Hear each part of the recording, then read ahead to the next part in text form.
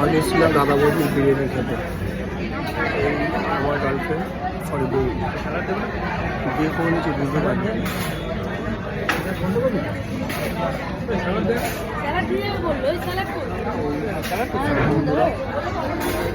কিছু বলবি? এত বড় খালি খেতে পারছি, মুখের বড়, অনেক বড় আছে। এই যে সবাই আছে, এই আদি